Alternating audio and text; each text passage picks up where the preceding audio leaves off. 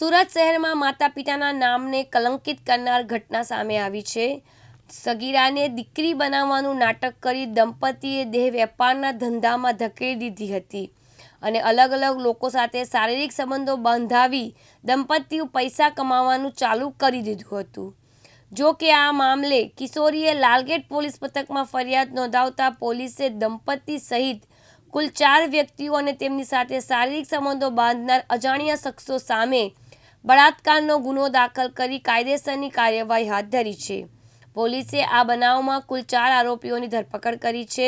ડીસીપીએ જણાવ્યું હતું કે આરોપી મોહમ્મદ સાજિદ નાલબંદ 52 વર્ષનો છે અને રાણી તળાવમાં રહે છે અને તેમની પત્ની સમીના સાજિદ બંનેની ધરપકડ કરવામાં આવી છે અને સાથે જ કાદિર સદિકા જે મદીના મસ્જિદ ફૂલવાડા પાસે રહે છે અને શાહિદ સબલા મંસારી જે A1 ટી સેન્ટર પાસે રહે છે। આ ચારેયની ધરપકડ કરી લેવામાં આવી છે।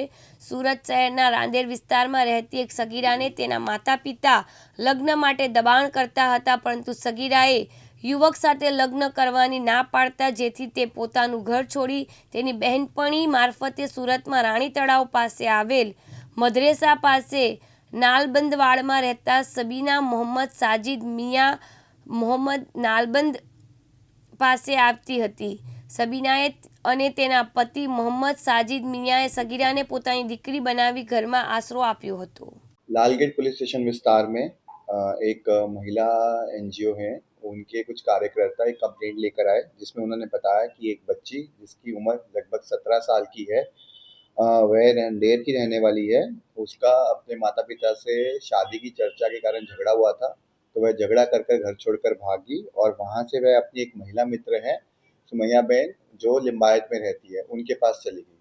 तो उनका वहाँ से परिचय लालगेट के रानी तालाब विस्तार में रहते एक मोहम्मद साजिद नालबंद और उनकी बीवी सबीना साजिद मियाँ के साथ हुआ। तो उन्होंने उस बच्ची को आश्वासन दिया कि वह उसको कपड़े की दुकान पे नौकरी दिलवाएंगे 10,000 रुपये के लिए। और फिर कुछ समय बाद उन्होंने धीरे धीरे पैसे की लालच में बच्ची की मर्जी के खिलाफ जाकर उससे देह व्यापार का गलत काम करवाया।